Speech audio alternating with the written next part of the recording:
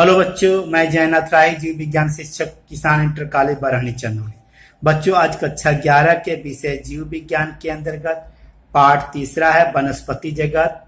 उसके अंतर्गत आज हम पढ़ेंगे एक विशेष टॉपिक जिसका नाम है अनावृतबीजी पादप, जिसको हम बोलते हैं जिम्नोस्पर्म। अनावृतबीजी जो नाम दिया गया था सबसे पहले थियोफ्रेस्टस नामक वैज्ञानिक के द्वारा दिया गया था।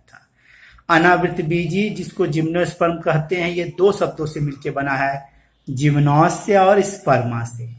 जिम्नोस का अर्थ होता है अनावृत अर्थात आवरण रहित या नग्न, जबकि स्पर्मा का अर्थ होता है बीज। तो ऐसे पादप जिनमें बीज आवरण रहित होते हैं या नग्न होते हैं, ऐसे पौधों को हम बोलते हैं क्या? अनावृतबीजी पादप।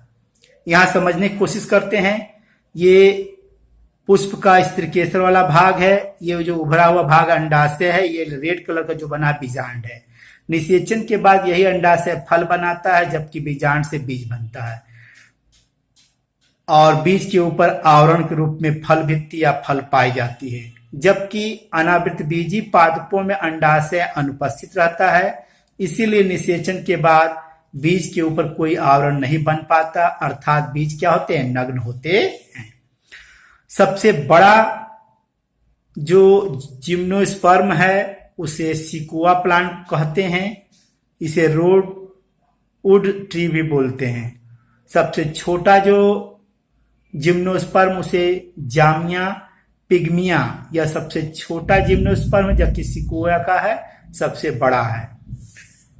जिम्नोस्पर्म का जो पादप का है शरीर है, मुख्य जो होता है वो बीजाणुविद होता है, अर्थात स्पोरोफाइट होता है। ये द्विगुणित होता है, ये स्वतंत्र होता है, अर्थात अपना भोजन स्वयं बना सकते हैं। ये विकसित होते हैं जो जड़ तना पत्तियों में बटे होते हैं। अधिकांश जो पादप होते हैं बड़े वृक्ष होते हैं, कुछ झाड़ियों के रूप में होते हैं। आइए बारी बारी से देखते हैं। पहला हम देखते हैं जड़। जो जिम्नोस्पर्म होते हैं उनके अंदर जड़ के रूप में क्या हो पाया जाता है? मुसला जड़, टैप रूट पाया जाता है। मुसला जड़ क्या है? ये मान लीजिए जमीन है, जमीन से अंदर एक मुख्य जड़ निकली होती मोटी, उससे द्वितीयक तृतीयक जड़ें आपस में सहायक रूप में निकली होती हैं। ये जो व्यवस्था इसी को मुसला जड़ कहते हैं। दूसरी जो व्यवस्था है रेशेदार जड़ें होती हैं। तो जिम्नोस्पर्म में इस प्रकार के क्या होते हैं? जड़ पाए जाते हैं। आइए कुछ विशेष पादपों में विशेष गुण देखते हैं। पाइनस के जड़ में कवक तंतु पाया जाता है, तो इस तरह की व्यवस्था को हम बोलते हैं कवक मूल, माइकोराइजा। साइकस के अंदर कोरोलाइड रूट होता है, प्रवाल मूल होता है, जिसके अंदर नीले हरे शैवाल, जिसको हम साइनोबैक्टीरिया कहते हैं, एग्जाम्पल के रूप में एनाबिना, उनके अंदर पाए जाते हैं। साइकस में एक टैप रूट भी पाया जाता है। टैप रूट के अलावा कोरलाइड जड़ पाई जाती हैं जो ऊपर पाई जाती, जमीन के ऊपर होती है। आज तने की बात करें तो जिम्नोस्पर्म में दो प्रकार के तने वाले वृक्ष पाए जाते हैं, अशाखित और शाखित। अशाखित का एग्जाम्पल है साइकस, जबकि शाखित का एग्जाम्पल है पाइनस, सिट्रस। जड़ तना के बाद अब हम पत्तियों की बात करते हैं। इनमें पत्तियां सरल होती हैं, संयुक्त होती हैं, जबकि साइकस में जो पत्तियां होती हैं कुछ वर्षों तक पिच्छाकार पत्तियां पाई जाती हैं।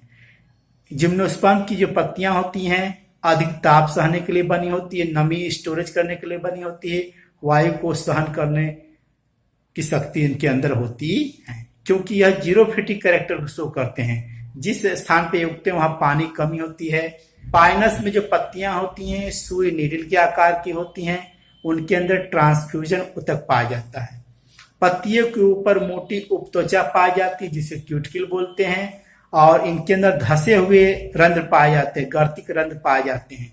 ये जो व्यवस्थाएं हैं नीडल टाइप के, ट्रांसफ्यूजन, मोटी उपत्वचा, संकेन स्टोमेटा, यह सभी जो व्यवस्थाएं हैं जल की हानि को कम से कम होने के लिए बना है, अर्थात जल की हानि न के बराबर हो। ये सभी कैरेक्टर जिम्नोस्पर्म को जीरोफिटिक सिद्ध करती है।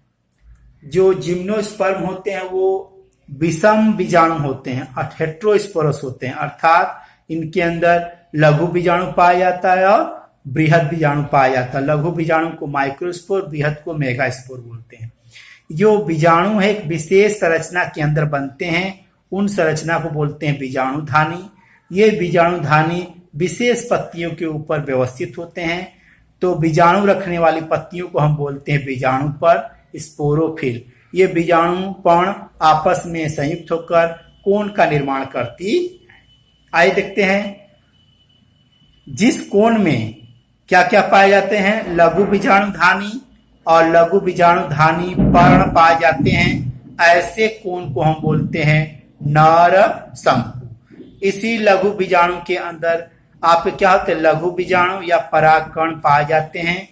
यही परागकण नर युगोद्भिद का निर्माण करते हैं। जिस शंकु पर गुरु बीजाणु पर्ण और गुरु बीजाणुधानी पाई जाएंगी, ऐसे शंकु को हम बोलते हैं मादा शंकु, जिसके अंदर क्या होते हैं, बृहद बीजाणु बनते हैं। ये जो गुरु बीजाणुधानी है उसी को यहाँ हम बोलते हैं बीजांड ओव्यूल। ये बीजांड के अंदर ही बीजांडकाय की व्यवस्था होती है। बीजांडकाय जो होती है बीजांड के अंदर पाई जाती है। बीजांड जो है गुरु बीजाणु पर्ण पे सजे होते हैं, जो गुच्छाकार मादा शंकु बनाते हैं। बीजांड के अंदर जो बीजांडकाय होती है उसी से में क्या होती है, कुछ कोशिकाएं गुरु मातृ कोशिका की तरह क्या करती हैं, कार्य करती हैं। ये द्विगुणित होती है। इनके अंदर अर्धसूत्री विभाजन होता है, जिससे 4 बीजाणु बनते हैं। 4 कौन से बीजाणु बनेंगे, बृहद बीजाणु या गुरु बीजाणु बनते हैं।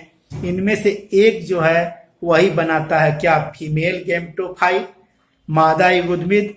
फीमेल गैमेटोफाइट के अंदर 2 क्या होते हैं, 2 या 2 से अधिक क्या होती है, स्त्रीधानी होती है, जो मादा जनन अंग कहलाती है। इसे इंग्लिश में आर्चिगोनिया कहते हैं। जिम्नोस्पर्म में जो नर युग्मविद है और मादा युग्मविद है, जिसे मेल गैमेटोफाइट और फीमेल गैमेटोफाइट, वो मुख्य पादप स्पोरोफाइट पर क्या होते हैं, स्थित होते हैं। अर्थात इन दोनों का विकास बीजाणुधानी के अंदर होता है। लघु बीजाणुधानी में परागकण बनते हैं। ये परागकण हवा के द्वारा क्या होते हैं, गुरु बीजाणु पर्ण पे स्थित बीजांड के छिद्र तक पहुंचते हैं। बीजांड के छिद्र पे पहुंचने के बाद परागकण पराग नली बनाते हैं। इसी पराग नली में नर युग्मक होते हैं। इसी पराग नली के द्वारा नर युग्मक स्त्रीधानी के अंड के पास पहुंचता है। वहां पे नर युग्मक, जिसे शुक्राणु बोलते हैं, अंड का मिलन होता है।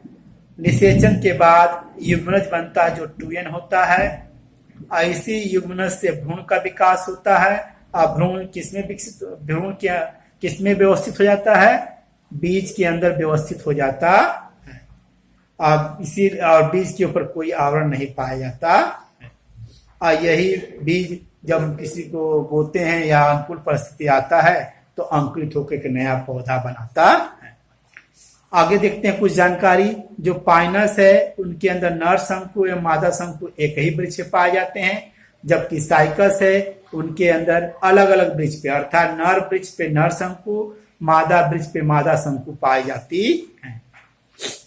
जिम्नोस्पर्म की और क्या विशेषता है, इनके अंदर जो भ्रूण कोष होता है इंडोस्पर्म, वो अगुणित होता है।